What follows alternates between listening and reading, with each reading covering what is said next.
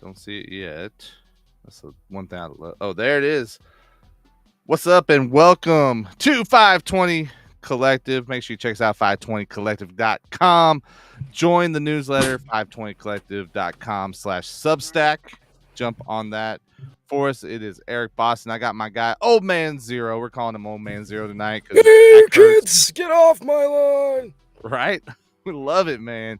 So here we are.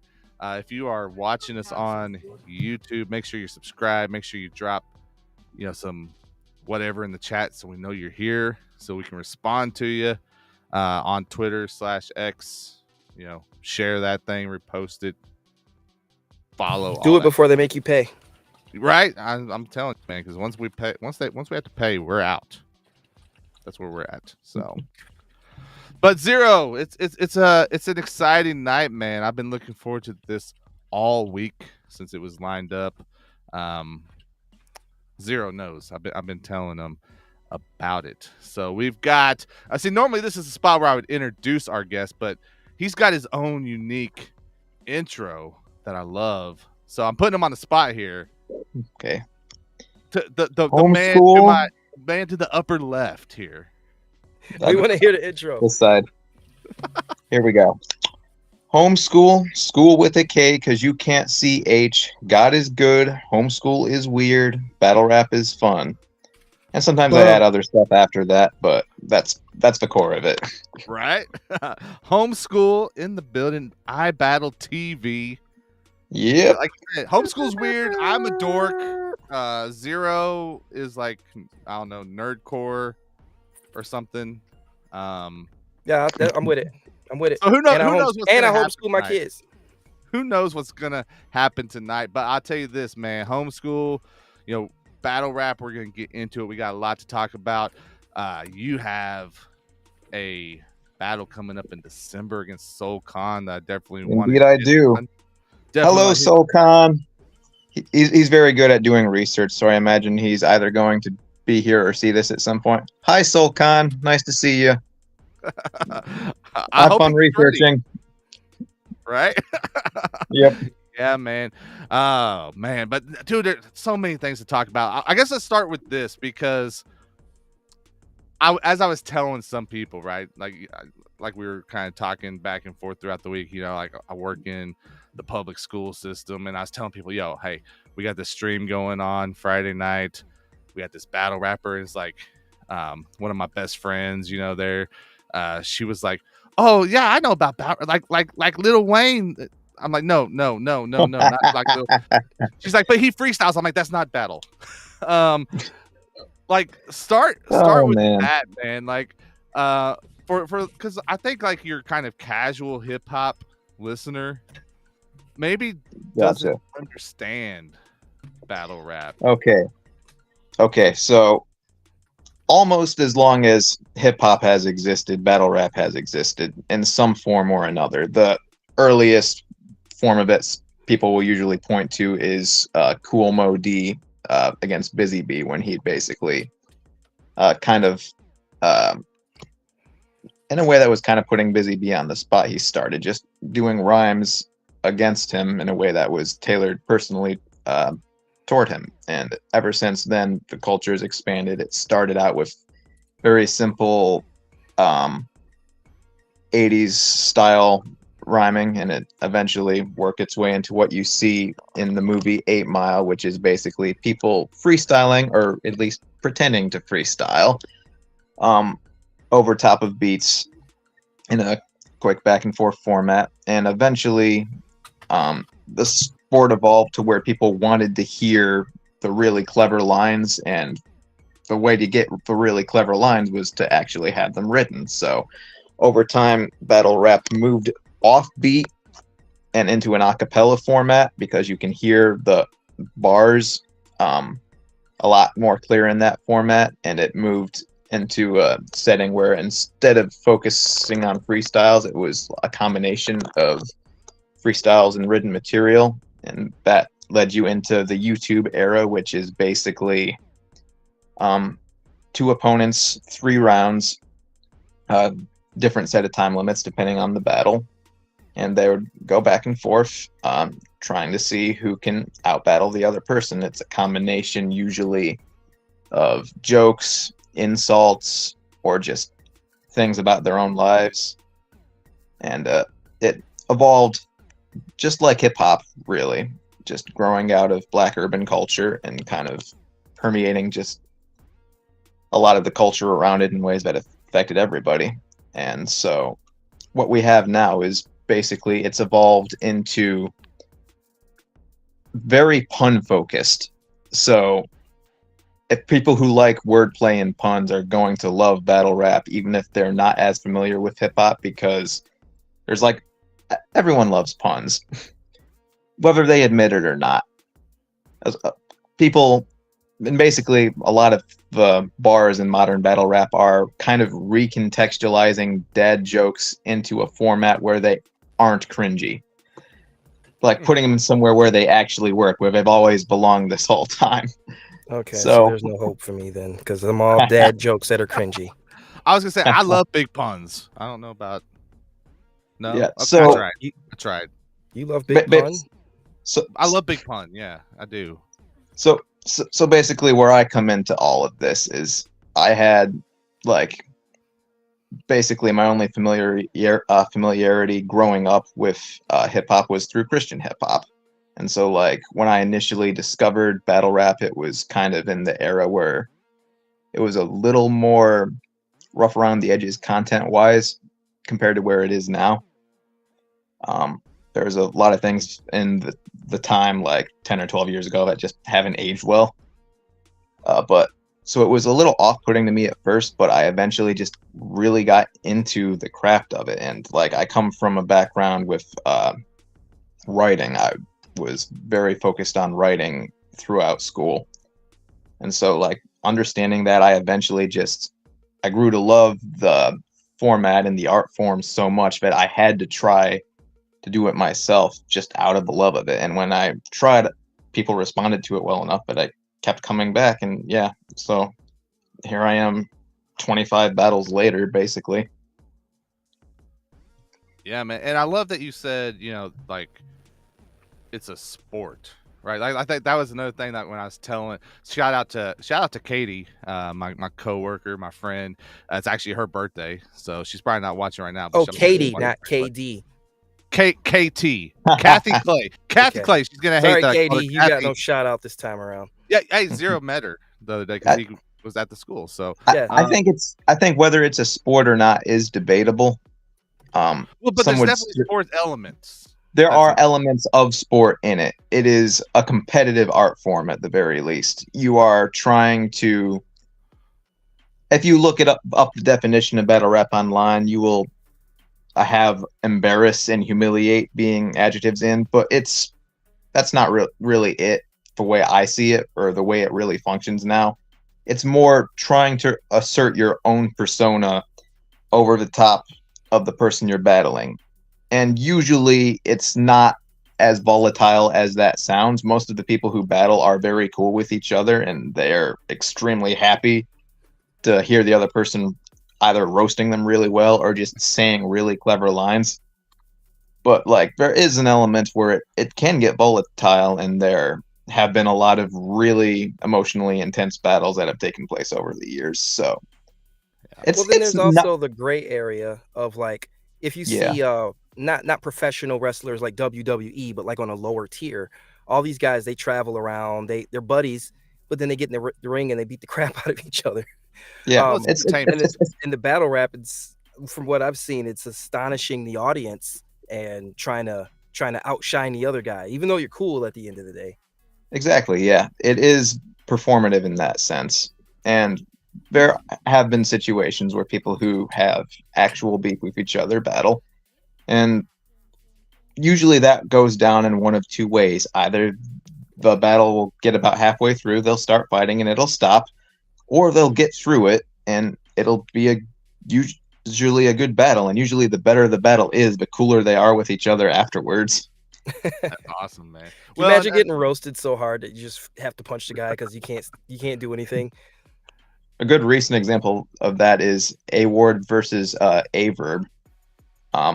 I don't know if people have seen that, but it was hugely tense. They were at each other's throats during the promo. They genuinely did not seem to like each other during the face-off. It seemed like they were going to fight each other. Then they did the battle, and everyone loves the battle, including them, and it's amazing. And then immediately afterwards, they're like, we made a classic. We're best buddies now. That's what it felt like. But you have these other elements of sports in there as well, too, right? I mean, with different leagues and rankings and all this stuff. So, I mean, it's interesting. There's a lot to it that I don't think, especially your average hip-hop fan, maybe understands how just detailed. There is a lot of detail. I think where it does differ from sports, and one way is that there isn't really an objective way to measure it, at least not a firmly objective one. Like in a sport, you can say, oh, this team had 7 runs, the other team had 6 runs. So even if the other team had better technical skills than the other team, at the end of the day, you have to point to that. And battle rap, yeah, it's more like politics. It's more like the fundamentals are the things that are being counted, but there's no objective way to measure what is the most important. So it's up to public perception. Like even if you have judges, the judges are just there to give, according to how I understand how these things work, this is the person who I see winning. And so that's why there's a lot of controversy whenever a judge battle that's very visibly close goes down, because it can go either way because it's a subjective thing. So in that sense, it can't be measured the way sports can. So I think that's the best argument for it not being a sport. But like, yeah, it's like an art form that uses the format of sports, if that makes sense.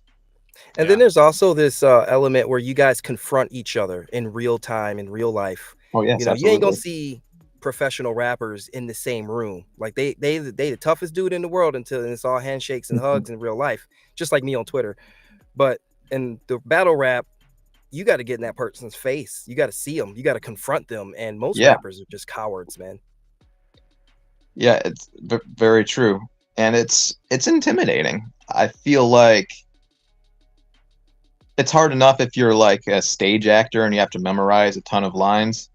But imagine you're in with a crowd that consistently interrupts you, and you're saying it to someone who you haven't rehearsed with. You don't know how they're going to react, and they're going to be trying the entire time to throw you off. So it's a very stressful performance environment in that sense, which is part of what makes it exciting, though, because unlike other art forms, there's not really any control over the specifics. Like, if you don't know what the other person is going to say, you don't know how they're going to react to what you say, and so incidental things become part of the art. Some of the best moments from battles are just something the audience said in the background, and then you can improvise off of that, and like that becomes part of the art. I can't think of too many other art forms where just incidental things that happen are part of the art. That's some John Cage type 433 craziness right there.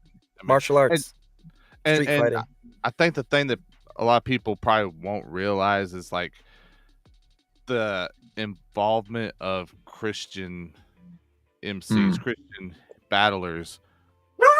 They've been there for a while, right? I mean, you know, completely. Maybe it's more, maybe there's more of a spotlight on, you know, like yourself and the Horsemen and stuff now, but the involvement of Christian artists in this world of battle rap has come back. You and I were talking about that, like when you're talking about like going back to like Tunnel Rats and stuff, right? So exactly. I think the earliest involvement I know of like specifically Christian, or definitely presenting themselves as Christian MCs in battle rap is the Tunnel Rats crew.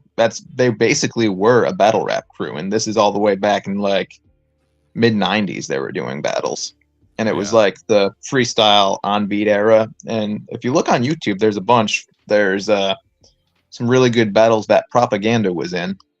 Propaganda, by the way, is my favorite rapper, period. So I'm throwing that out there. But so do you keep up on his new stuff? Oh yeah.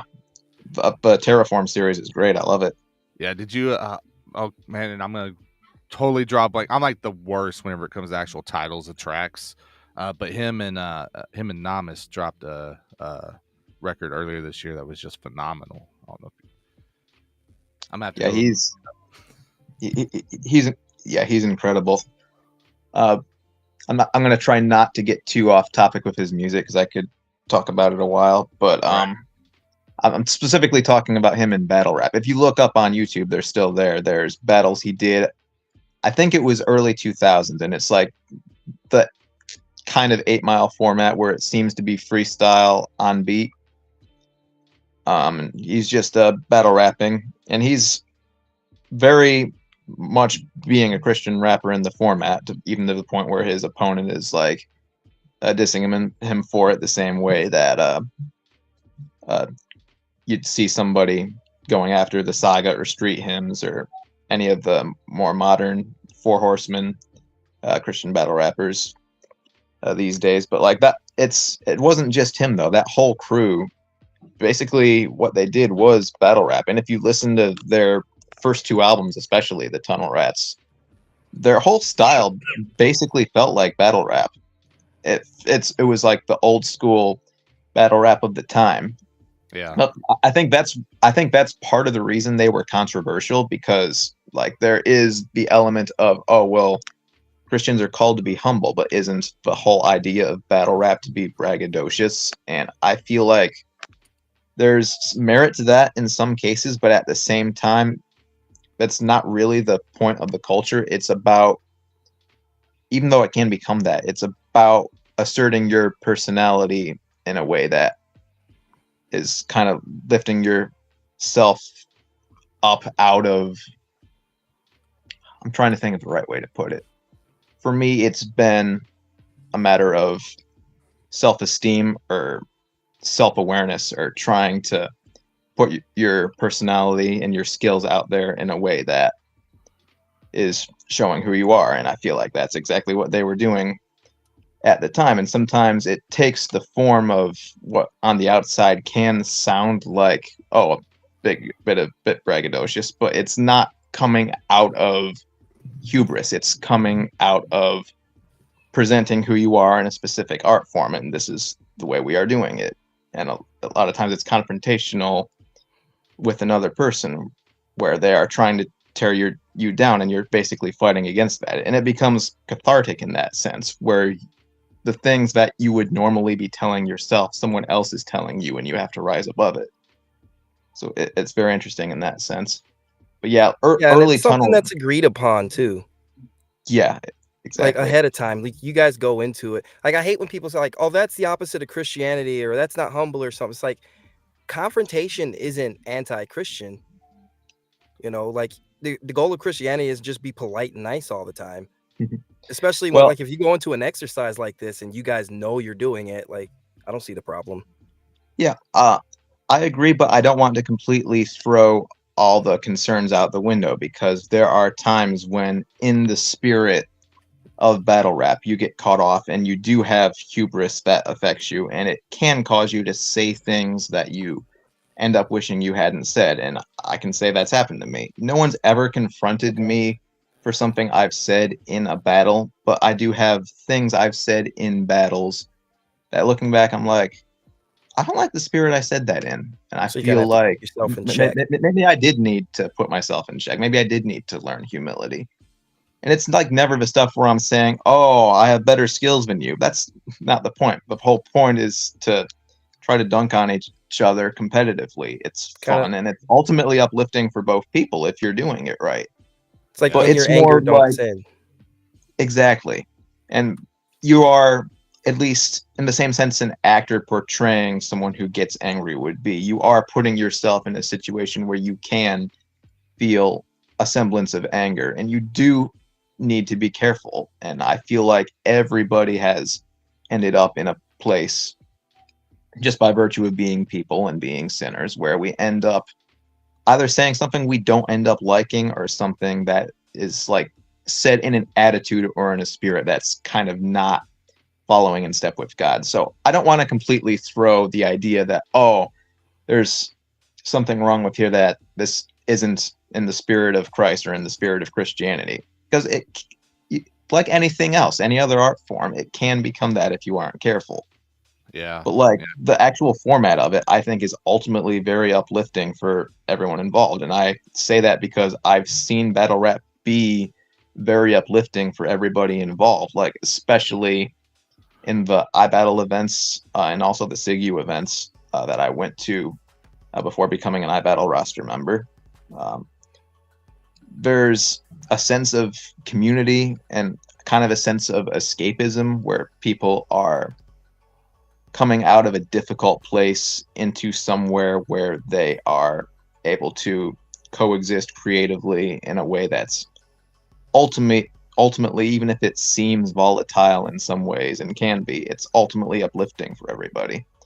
And like, so I think there's a common misconception for Christians in battle rap that we're being a light in a dark place. There's an element of truth to that, but it doesn't feel that way to me. It feels more like I'm contributing my light to a place where there's already a lot of light. Because what people don't realize is a lot of the people in battle rap, even those who aren't calling themselves Christian rappers, do have Christian beliefs. They're just not presenting themselves that way, or maybe they just haven't been to church in a while or don't think about it as much. But they still have Christian beliefs, and they are in that space. And they are doing things and learning things. So it's not like you're walking into a den of sin or something like that. You could look at it that way, but if you walk into church, you're also in a den of sinners. If you work at a Foot Locker, you're walking into a den of sinners. You can apply that to anything.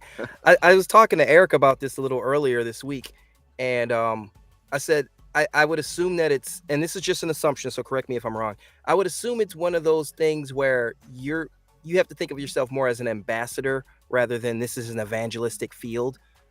Absolutely. You don't want to look at it in like a colonial sense. That's the last thing you want, of just like, oh, I am here to teach all these ingrates. No, you're there to be a light, not in a dark place, in a light place. This is a place where a lot of people are finding hope and purpose in a way that I think does reflect the character of God, because the thing about people is they are made in God's image. And if you hang around people long enough, regardless who the people are, you're going to see elements of the persona of God in them, because they are image bearers. Yeah. And so it's like, oh yeah, there's also Christians here too. Yeah. And so, yeah, I do, in anything I do, especially when it's something as public as doing battle rap, I do want to be an ambassador in the sense that, hey, I'm here, I represent Jesus, I believe he died and rose again, and I believe that that has serious effects for humanity as a whole, but I'm not going in there in a propagandistic way where I'm just using my platform to peddle something. I'm here because I love battle rap, and as a Christian and a creative, I feel like I can contribute here. And I feel like I have like light that can contribute to the light that's already here. Yeah, man. So again, guys, Homeskool joining us. iBattle Culture 6 coming up December 9th, facing Soul Con. So I want to jump into it, man, and talk about this journey of, walking out your Christian walk, right? Your Christian faith in this world of battle rap. And I guess just kind of start with, because you grew up in a Christian household, right? So I did, yeah. Yeah, I mean, and you talked about, you took to writing. Obviously, there's a couple ways you can go with that. What was it about battle rap that pulled you in? Because I think for most people, when you see battle rap and you see Christianity, that seems like opposing forces a little bit, right? Well, if you go back, can be.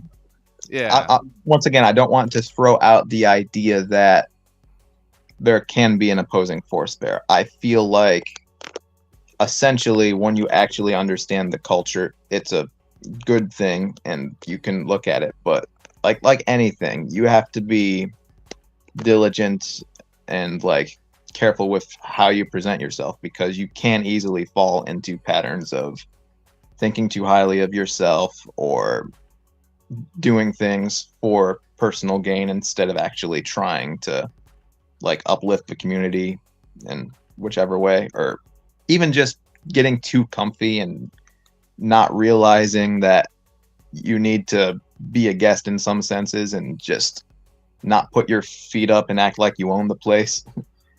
So yeah, there's, as far as just operating my Christian walk, it's the same as anything else that I'm doing, in that I'm not just creating something so that I can put the name Jesus on it with a little trademark sign, stamp it, and say, hey, I'm a Christian battler. I'm doing it as a Christian because I enjoy doing it and because I feel edified by the act of participation in it, because I'm a creative person who enjoys the sport in such a way that I feel like I have things that other people can relate to and I can contribute. And at the same time, it's just fun. So I feel like as long as you are operating in a space where you are in prayer and you're checking yourself and not doing things out of selfishness, then you're good. You're good to go. What kind of what kind of response do you get just from like average Christians that you might meet, and you start telling them like what you do, right? When I started, I was worried that people wouldn't be receptive to it, and that people would be like, "Oh, you're insulting people? We're not supposed to insult people. We're supposed to lift people up." because like some of the, especially just like some of the older Christians I know who like have been going to church for 40 plus years, they maybe know who Sandy Patty is, like that type of thing. That's the first Sandy Patty reference. Do people just jump off at you like that in real life though? Like I'd be like, bro, I don't talk to you like that. Like, come on. but like, so like not everyone likes all the content in it, but I've actually, yeah, it was like the church I'm attending currently, there's a guy who's like 80 years old who heard about what I do, and he got interested, and he was like, you know what? I don't understand it, but I'm really glad that you're able to do this, and I feel like you're doing a good job, and I'll keep praying for you with it. And it was kind of uplifting for me to realize that like the cultural disparity between like some of the like really old-fashioned Christian environments, that not that all of my upbringing was old-fashioned, it wasn't, but like I am familiar with like a lot of 80-year-old Mennonite people and whatnot. The fact that there is not actually as big of a cultural disparity as I thought, where they just wouldn't be able to understand hip-hop or where it comes from, or the Black inner city experience as portrayed in hip-hop, and the fact that I can actually in some ways act as a conduit between the two worlds, where both people are appreciating what I do in some way. It's like it made me happy, because like I know there's like a lot of judgment that can happen when people don't understand another person's culture. So the fact that I expected to get pushback, that people wouldn't understand what I was doing or would think that it was bad, or I never experienced that. Like when I did my Frankie Frazier battle in England, my pastor actually put up a flyer for it on the screen after church, saying, "Hey, pray for Randy. He's about to go to another country to do this." And then everyone was like really happy for me with it, and I was like, "So these are Are you like in an Anabaptist Mennonite community?" That's not what I grew up in, but the church I'm currently attending and helping at is a Mennonite church in Pennsylvania. Yeah. Okay. Yeah, they're pretty, I don't want to say rebellious, but like I don't think they'll come at you for something like that, because like that whole Mennonite movement is kind of rooted in breaking away from the normal and Like, you know what? We're gonna do this instead. If you guys don't like it, whatever. It kind We're of gonna is. baptize each other anyway. You know? So But with something like that, right? Like it's awesome that he's behind you and like putting it up there and getting that promo and that support. Do you feel like you have to like maybe kind of like warn people in the church though, like, hey, listen, Oh yeah. I do. Get ready like, for what these guys are gonna say to me. like not everybody from like a hardcore Christian environment is used to hearing a lot of profanity and vulgarity. Like Right. when I was very young, I was not allowed to watch like R-rated movies and stuff, so I was not used to the content that sometimes pops up in battle rap. Which it's a lot. It can be, at least, because the whole concept is anything you say goes. You're still held accountable for what you say, so you do have to be careful in that sense.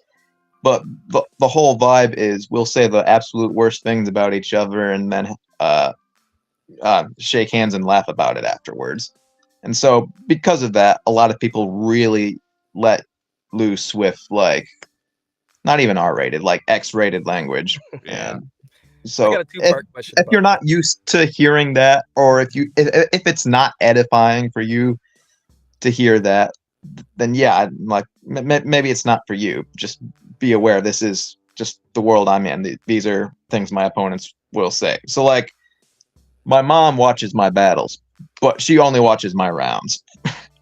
Right. Well, and that like working with young people too, right? I mean, like, I'm sure you want to like that there are a lot of youth that would be interested in what is happening, like what you're doing, right? And like even like with me this week, I'm like, oh yeah, like you guys could definitely watch him, but I feel like I gotta say, but and then I stop and think, I go, well, they're probably like listening to like Cardi B and stuff like that anyway, so whatever, I guess, guys, but go check out Homeschool.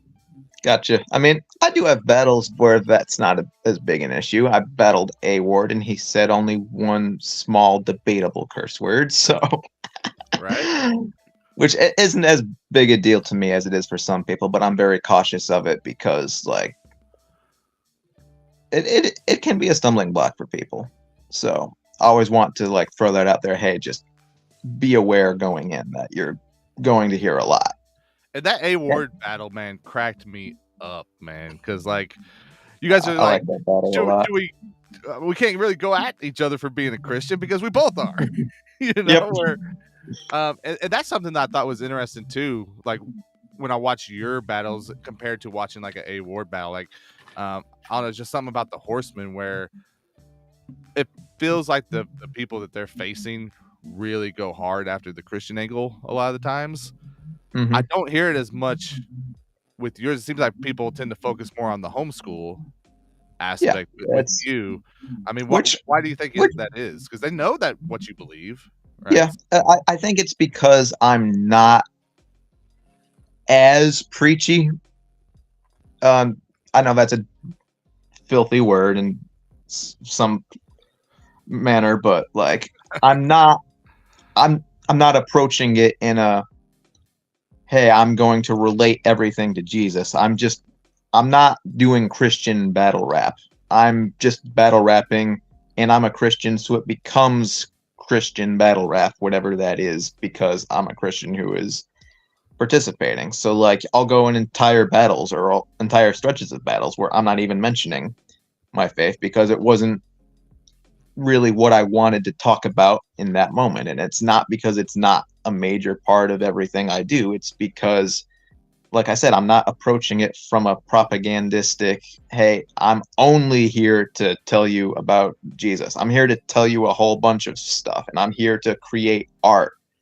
I'm not into propaganda. I'm into the rapper propaganda. Propaganda, the rapper is amazing, but literal propaganda, not my thing. I would rather create art. So what I'm up there doing is creating art. And sometimes my faith becomes relevant to what I want to say, so I bring it up, and sometimes it doesn't.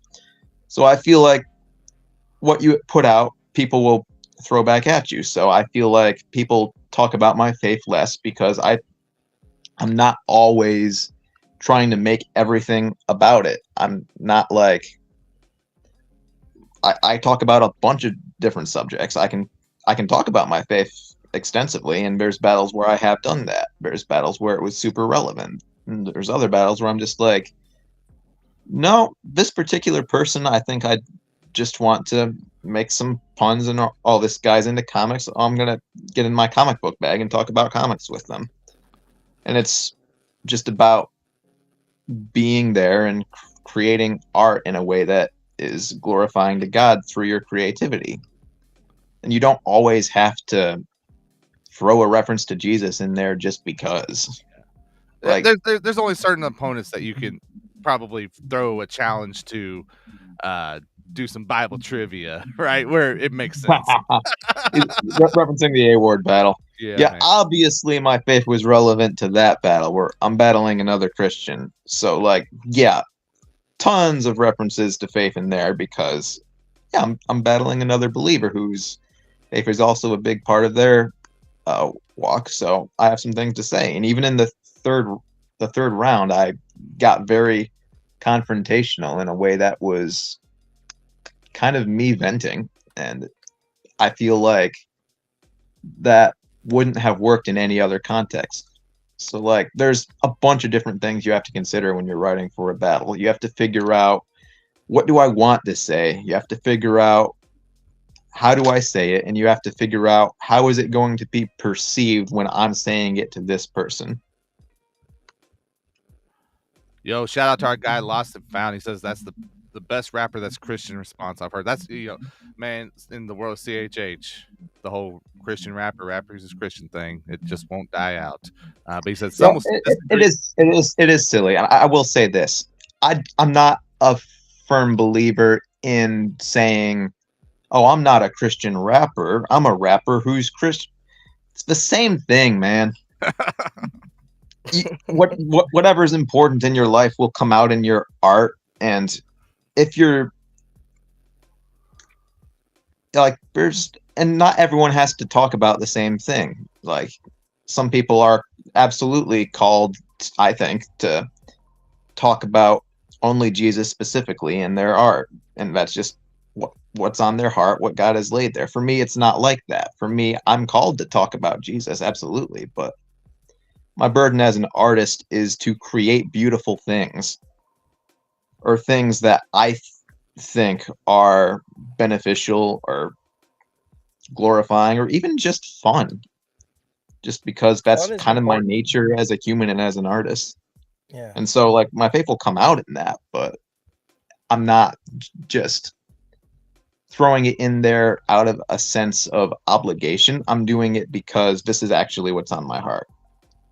Yeah, man. And you were talking about your process, right? Like, I mean, I'm really interested in hearing that, because I think, I want to say I heard this in one of your interviews. If I'm misquoting you, like, correct me. But, like, for your typical, like, kind of 6-minute bout, right? 3 rounds, 2 minutes. I think you said you kind of prepare about 15 minutes worth of material. Like, what's that process like as you're getting ready and you're writing for a battle? When I'm writing, and everybody's different. There's people who will just throw stuff together in their heads without actually writing anything down, like the day before the battle, and that's not really how my mind works. I overthink things, so, like, I don't come up with it by writing it down, but, like, once I, like, compile it, I have to write it down in order to edit it properly.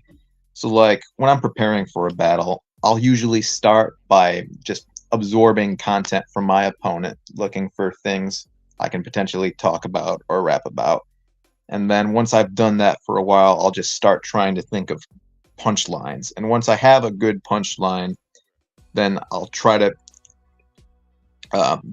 put it in a context. Because, like, I'm not starting at the beginning. I'm just Frankensteining ideas together. The first thing I come up with will probably be like the 6th bar in my second round, or I'm not doing anything in order. The order becomes apparent to me as I create more. And so I end up with, like, here's a thing I like. How am I going to build to that? And, oh, here's another idea I had. Oh, wait, I think I can combine these 2 ideas. Now I need to put that into a rhyme scheme here. And so, yeah, it ends up just kind of gradually forming together based on, okay, here's what I want to say. here's the punchlines I want to use to say it that are going to get people engaged, shake the room. Here's the wordplay. And then after that, it's just formatting. Okay, this is all about rhyming ultimately. So what are the actual rhymes going to be? How is it going to fit together? What manner am I going to say it in?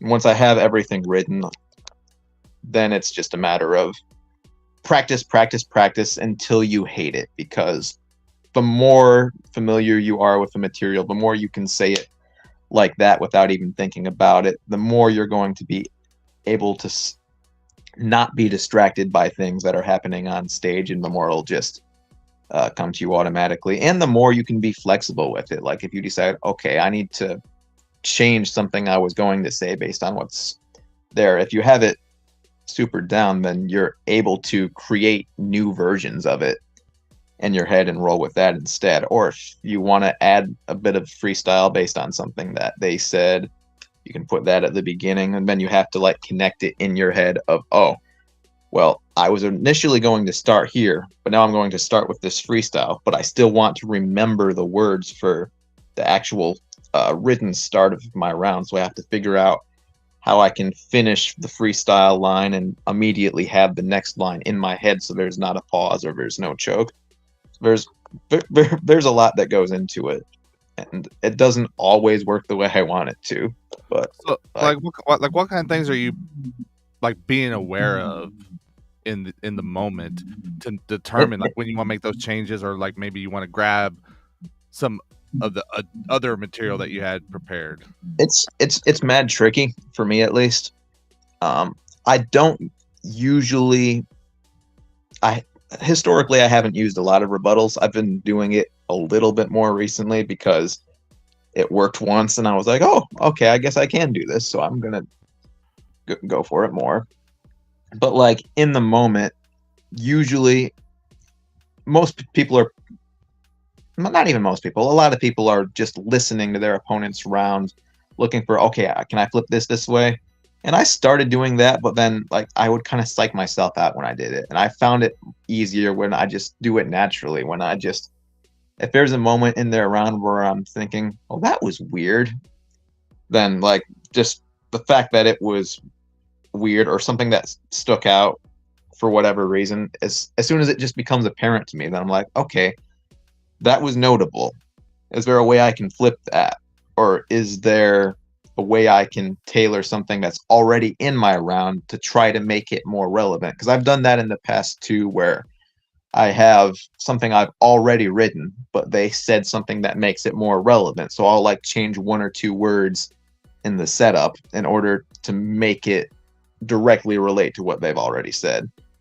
So I don't know if that quite answers your question, but that's usually how the process works for me in the moment. And it's very difficult to pinpoint it, because when you're actually out there in the battle, there's like, it feels like a trance and you're not completely aware of everything around you. It's like you're just in the battle for the moment, and like you're aware of the noise happening from the crowd, but the crowd doesn't seem to be there, and there's things that happen in the battle that you're like, oh man, I barely remembered that because I was thinking about this.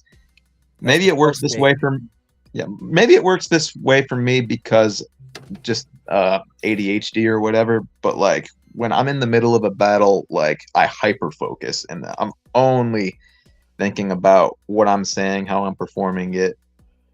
When my opponent is rapping, I'm either thinking about what I'm going to say next, or just casually, not even, it's hard for me to pick up on exactly what they're saying when they're rapping to me half the time, because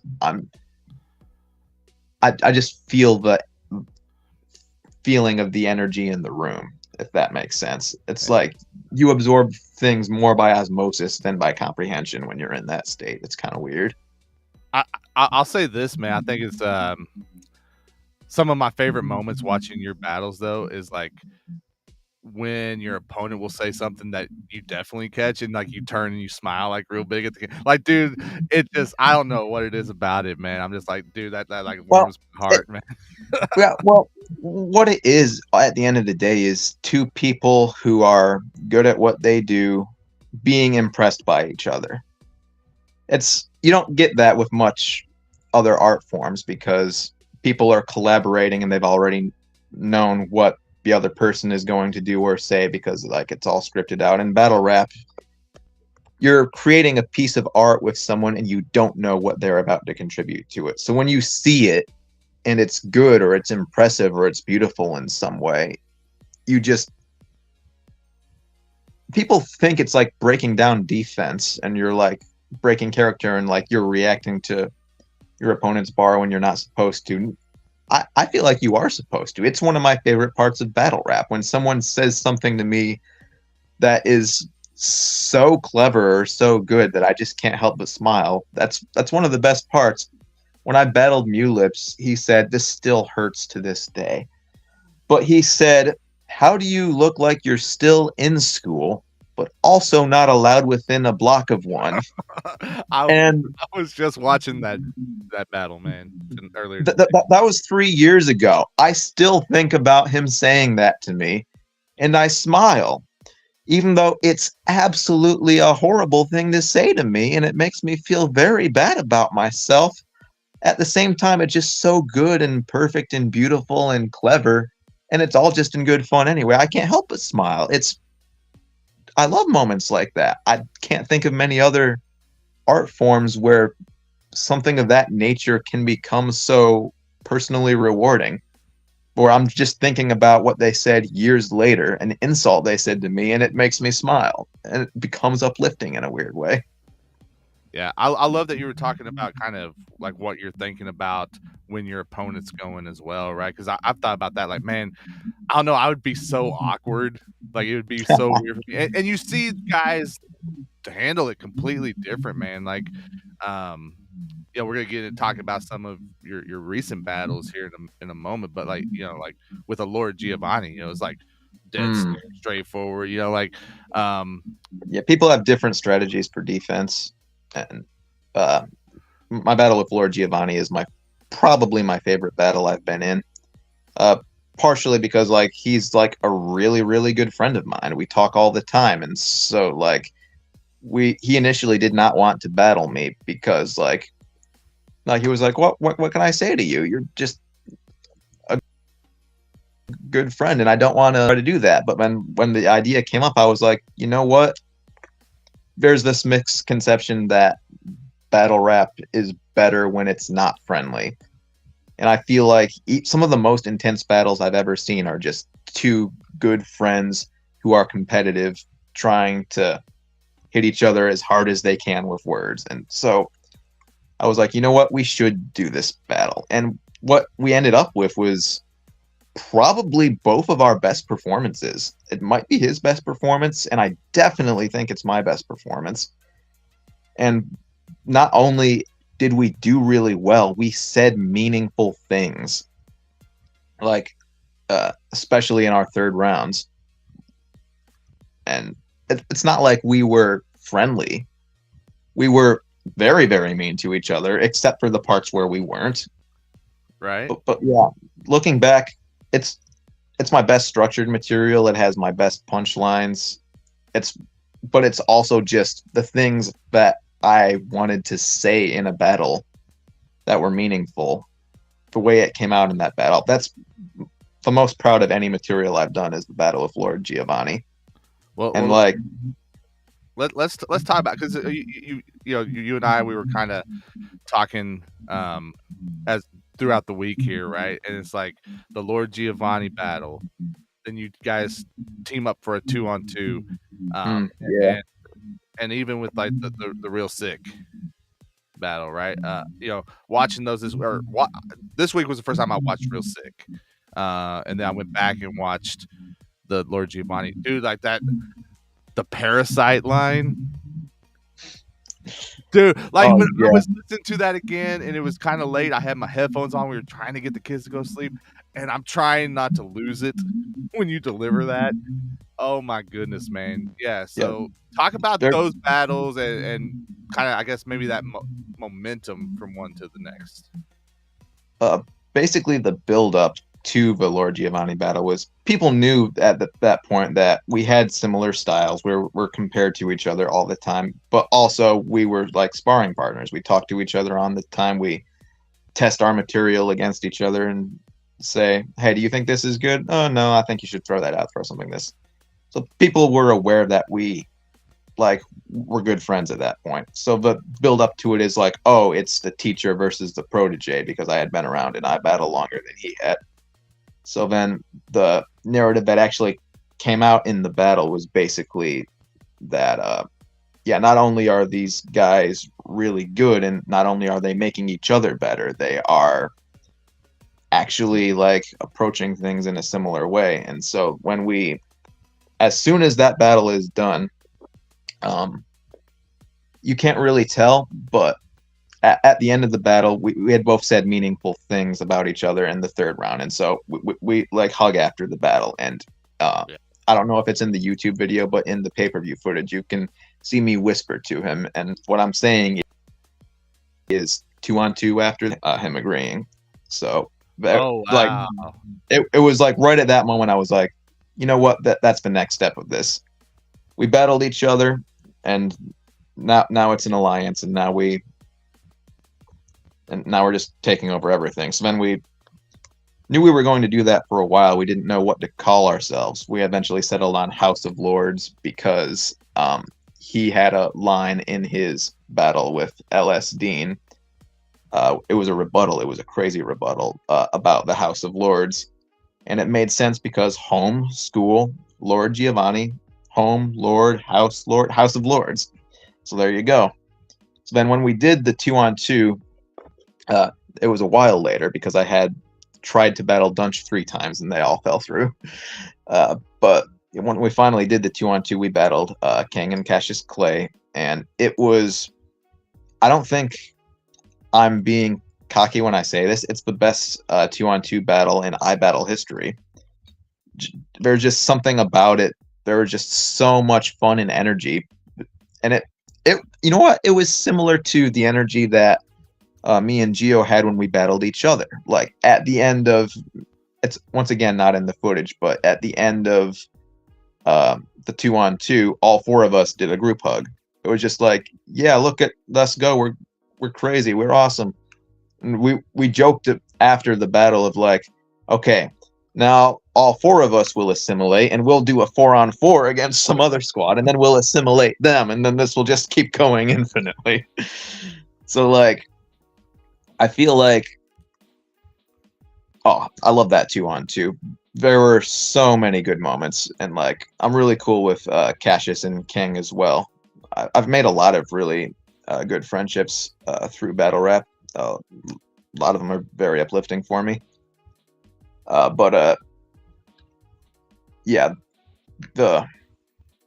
I think just the whole experience of all of that is just going to show that battle rap can be a force for like genuine positivity in a weird way. Even though we're saying negative things to each other, ultimately, not only is it in good fun, we are ultimately building each other up, even if we are using the format of, hey, I'm going to say some terrible stuff about you. You're going to say some terrible stuff about me. And then we're going to like talk about it and have fun after. And you end up putting so much of yourself in those rounds that you end up respecting not only yourself, but the other person at the end of the day in ways you didn't realize before.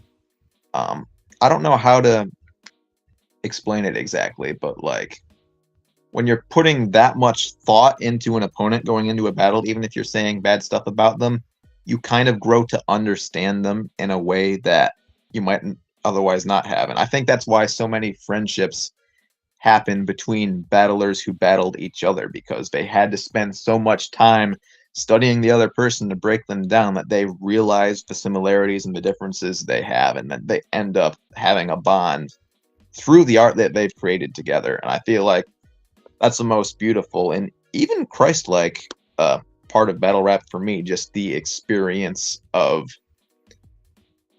learning to understand another person through their art, but also creating together in a way where you're not just collaborating and so you already have ideas of what you're going to do going in, and you kind of accommodate yourself to the other person. But it's also a matter of there's things about them that you did not know that you end up learning. And I don't know, it's a fun experience. I know it's part of my slogan, but battle rap is fun, y'all. Right. So what was how is the preparation different for a 2-on-2 compared to, your solo battles? In some ways it's easier because not only do you have your own ideas to work from, you have the other person's ideas, and so you end up having to write half as much because the other person is writing half. But also you can build on things each other have said or done. When I did the 2-on-2 with Geo, we had an idea to do a movie related first round, and once we got that idea, we're both pretty major film watchers. Him, I think, a little more so, but we watch a lot of films.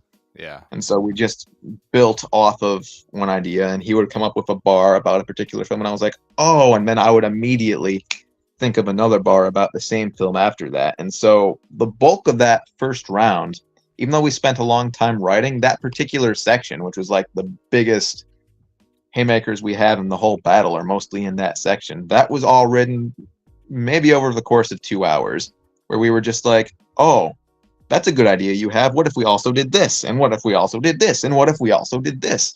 And you don't get that if you're just writing by yourself, because like you don't have a prompt to work from, or at least you have to create your own prompt where you have to think, okay, what can I write something about? If you're working in a 2-on-2, you can just talk to someone for a while, and eventually they're going to say something that's going to trigger something for you, and then they can build off of what you built. And it's an easier process in that sense, but it also allows you to be more creative because there's a different set of focal points. When you're doing a one-on-one battle, you are speaking either to the audience, to your opponent, or to the people watching at home via the camera.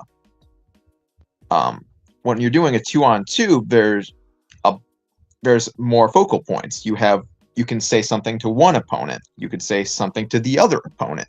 You could say something directed at both of them. You can say something to the crowd or the camera again, but you can also say something to the person who you are partnering with. And so instead of 3 focal points, now you have like 5, debatably 6. And so there's more things you can say because there's more people to say things to. It becomes interesting. Yeah, man. And I know that you said that you're really proud of these battles with Giovanni, but as you were going in and preparing for your battle with Real Sick, I know I saw you guys with like a pre-event interview. I think it was with the champion interview, and in Champion, that interview, yes, yeah. In that you were like, hey, I expect this to be better than what I did against Giovanni. How do you feel like did you live up to that? Were you able to accomplish that with that battle? Nope. Why do you say no? Why do you say no? Well, not just because I lost the battle. Real Sick had I have a comprehensive ranking of all the different performances I've faced. Right now, A-Ward is number 2, Real Sick is number 1. My favorite performances I've faced. And so, like, I think even if I was at my best, I would have lost that battle just because it's the guy who, for me, is number 1 active battler in the world in terms of skill set and in terms of just what I prefer and favorite. And as far as how battle rap is put together, Real Sick is my number 1 right now, at least out of active battlers. And so for him to have honestly, one of his best performances against me, I think even if I had material that was up to par with my Lord Giovanni material, I probably would have lost that battle. But like, there were things in that battle that I expected to work that didn't. And I feel like part of the reason was that he just counter wrote better than me. He's the best counter writer in battle rap. And to clarify for people who might not be familiar, when I say counter writing, I mean anticipating what your opponent is going to say and finding something to say that deflects it in some way or puts what you're saying ahead of what they're saying. And I was trying to be strategic for that battle and say things in a way that would deflect what he was saying, and it went totally the opposite of that because, like, even within a few bars into his first round, I was like, oh no. He's written perfectly to counter the things that I am going to say, and I do not have enough flexibility in my rounds that I can change it. So I'm kind of playing into exactly what he's going to say right away. And so when that happens, the material you're using automatically becomes not as good. And so I pride myself on strategy in battle rap. And in that battle, I was completely out strategized. And so a lot of my material, I think, is really good. I had the Julius Caesar, Sixth Emperor Tyrannus, President Lincoln scheme, which I think is one of the best little schemes that I've done. I like the Gorillas scheme in my third round where I remix Math Hoffa's infamous slogan in 4 different ways. And I like the angle I took in the second where I talk about the feedback he's gotten from his own community based on the type of turban he wears. I think these are all good material, and people told me when I was sparring it with them that this was great material. And I still think it was good. I put in a good performance. I delivered it about the way I wanted to, but difference was I did not strategize as well as I thought I did, and I played into what he was going to say, and the quality of my material dropped because you're not just saying something good. You're saying something good that is pitted against something somebody else is saying. And when that person is completely discrediting a lot of the stuff that you're saying, it takes away from it.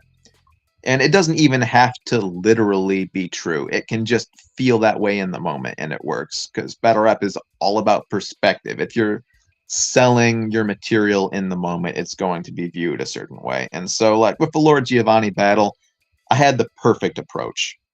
It worked exactly the way I wanted it to. With the Real Sick battle, maybe it would have been different. Maybe it would have gone over better if I had gone first because I would have had the opportunity to set the tone. I don't know. But the way it ended up, yeah, it's just not my best showcase because I pride myself on being strategic, and he completely outdid me in that sense. So maybe that just means we need Homeschool and Real Sick Part 2 at some point. You guys just want me to keep dying. I don't get it. But you do have a pretty big matchup coming up in December. iBattle TV Culture SoulCon, 6. yeah. SoulCon, man. Apparently you guys are meeting in a mine shaft. We learned that from the promo artwork, right? So yeah, the promo artwork, it was like it looked like it was inside an old mine shaft, and I was like, it looks really cool, but why are we battling there? What does that have to do with the event? What does that have to do with iBattle? What does that have to do with I don't get it, but it looks cool, so I'm gonna go with it. Yeah, Black Lung, man, you know. So SoulCon is an interesting opponent for me because, like, I'm a homeschooled Christian guy, and he's a very hardcore leftist Jewish guy. So there's a bit of a disparity in our culture that we're in and that we're operating in. But I feel like people are expecting there to be a bigger stylistic, or not even stylistic, just a difference in personas between the two of us, and I don't think it's going to be as big as people think. Because I'm not really mad at SoulCon for a bunch of stuff. right. I'm going into this like, yeah. Obviously I have differences with SoulCon just in the type of person I am, but like I don't have anything against the dude really that I can think of, or at least not in any big looming sort of way. Yeah. When he battled A-Ward, he was very disparaging of Jesus and Christianity, but yeah, it's a rap battle, and I've heard worse from other people, so that doesn't tick me off. So, and that's why I wanted to ask you, because like Khan kind of had a little bit of a hiatus, and then he came back and battled A Ward, right? And the hype for that battle, there was quite a bit for it, and the Yeah, definitely. reaction to it. You know, there was just this energy about it, like whether it was on Twitter or wherever in the comment section. Like, how much do you think that battle is good?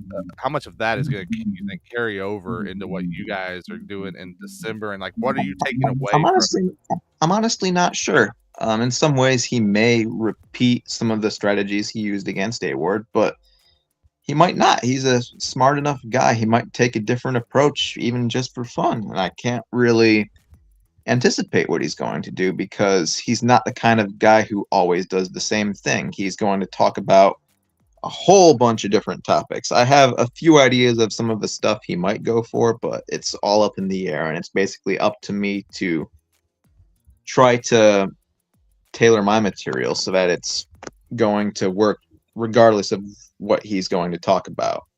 And so, yeah, it's going to be tricky in that sense. He's very humor oriented compared to a lot of battle rappers these days.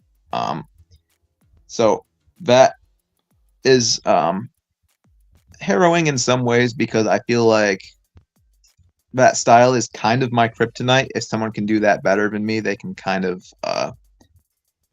overcome a lot of what I bring to the table.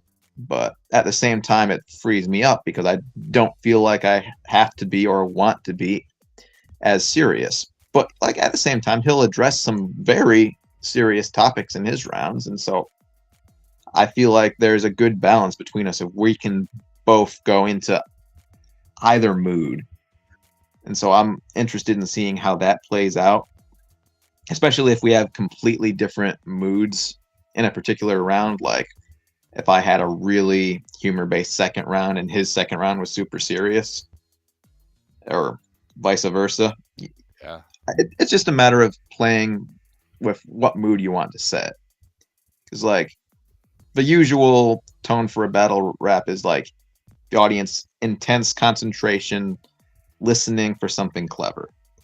But you can change that mood. You can make them laugh. It can become comedy in some way, or you can go the polar opposite direction and say something really meaningful, something your own life that you're struggling through, or you can try to pick apart something that your opponent has done or said. And I feel like with Soul Khan, he is very, very known for getting very, very personal with his opponents and breaking down things they've said.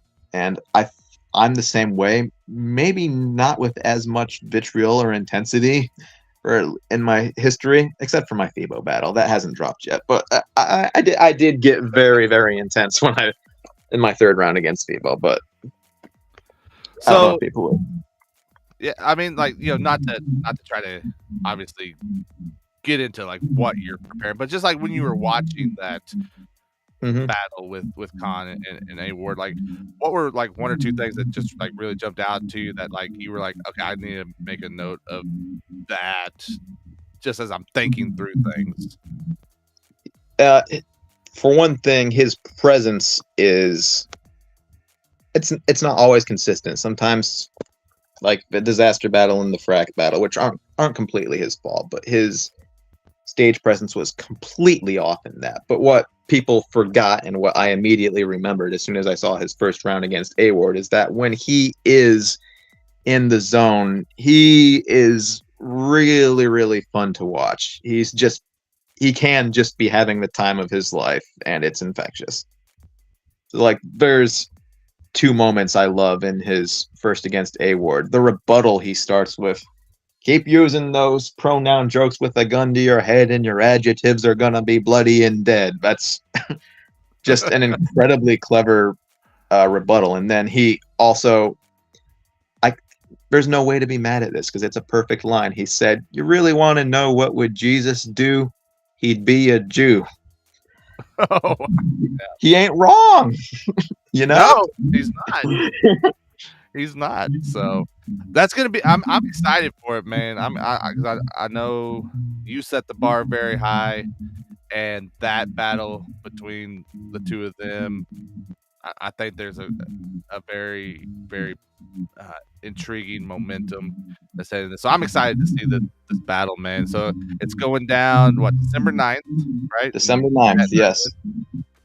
In Staten Island. So if if you guys are in that area, grab a ticket and go out to it. If By all not, means, it's going to be a crazy card. We've also got FIBO versus Tay-Rock, which is a big deal on that card.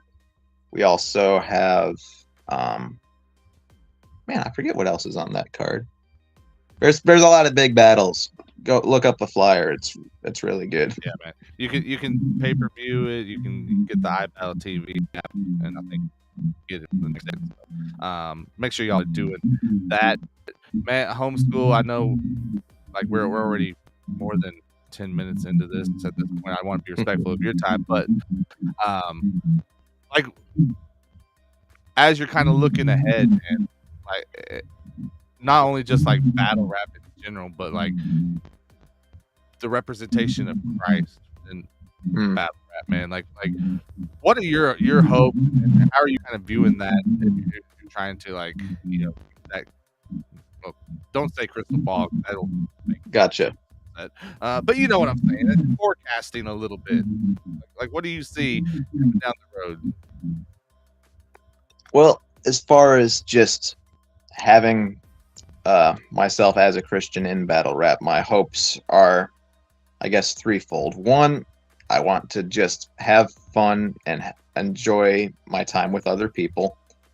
I want to be someone who portrays Jesus and the gospel in a way that is good and attractive and accurate. And I also just want to be someone who is edifying and good to other people from all walks of life, no matter what they're coming into the situation with. So like, I want to bless the people who come in from the Christian side of things in a way that's edifying to them. But I also, for people who are outside the church, I just want to enrich and bless their lives, either through the gospel or just through whatever they can get out of what I'm giving. Because like, even if someone's not like in the church, in the fold or whatever, I'm still called to bless their lives in some way. And so I want to learn about other people's culture. I want to understand where they are coming from. I want to learn about the beauty in their lives, because everyone you meet, no matter what walk in life they are an image bearer of God. And so like, coming into battle rap, I want to have as much of his image in me seen by other people, but I also want to just bless other people with my presence. And it sounds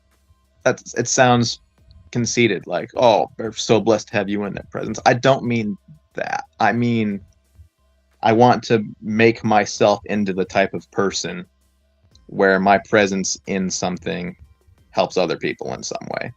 And that can come in a bunch of ways. And there's a bunch of things I try to do that with, and I'm not always great at it. But anything I do artistically or competitively, basically, I just want other people to look at it and get something good out of it. And sometimes it's just simple escapism. Like, they're having a bad day, they hear a bar they like, that gives them a little smile, a little reprieve from whatever craziness is going on. Or it can be a deeper spiritual thing. I've had a lot of really great spiritual conversations with people as a result of being involved in battle rap. And people have learned from me, and I've learned from other people. And so, like, ultimately, the whole thing is just existing in a space as a human where you can use what God has given you in a way that edifies others and is ultimately just enjoyable and good in a way that people don't necessarily have to understand it from the outside, but it's ultimately edifying in your heart. I'm kind of rambling all over the place, but that's I my think general you're thought. doing that though. I think you guys are definitely. I think you can see it with the way that you're, the other performers, other battlers are accepting of you guys. I mean, I think about like your battle with like Ace, right? And just the way he was like, you could tell he was just loving what you were bringing to it, right? He's like, keep going, keep going. So I encourage you to. I love that. Shout out Ace. I love Ace. We still talk now and then.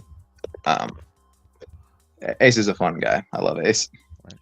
How can we in the culture be supportive of Homeschool?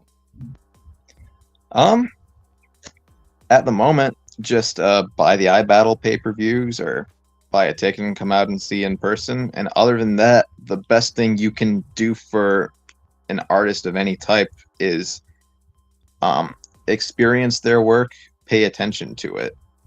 And like the best thing for me isn't, yo, you're amazing. The best thing for me is, oh, I like this thing you said in this battle for this reason, and it affected me in this way. When I create something, the best feedback I can get is somebody interacting with it. They don't even have to necessarily like it or love it, but if they're interacting with it in a meaningful way, then I've done my job. Awesome, man. Well, we are here for it. Homeschool is weird. It's like a great kind of weird, though. So, we're here for it, man. Everybody wants to be weird, though. I feel like saying homeschool is weird isn't saying, "Oh, I am other." When I say homeschool is weird, it's more like, "Hey, we're all weird. I am weird too. That's common ground. Hi." Right. Well, hey, we're here. Like I said, I consider myself more of a dork, but I embrace it. So we're here, man. I hope that we get to hang out with you again in the future, man. Definitely the door is open there if you ever want to come back and hang out with us here. This has been amazing, man. I truly appreciate it. Thank you for your time tonight. I know Fridays, you're asking for precious hours. You have precious time right now. So gotcha. So yeah, man. But guys, FiveTwentyClub.com. Make sure you go FiveTwentyClub.com/Substack. Join our newsletter. Get all the latest. We will send out stuff to you on a regular basis. Hit your inbox. You don't even have to search for it. We will be back here Monday night on YouTube and on Twitter. Talking with Andre Mullen. He's going to come on and talk about artist managers. So if you're an artist and you are wondering, like, when do I need to get the manager? What does that look like? He can answer some of those questions. Thinking about getting into the management world, he's going to talk a lot about that, so we can hop on and support that as well. Cool. Thank you, everyone in the comments. Thank you for hanging out with us tonight. FiveTwentyClub.com. I'm Eric Boston. Hit me up on Twitter at EricBoston3 or X, whatever. I don't know. That's a weird thing too. But it's been fun. Let's go.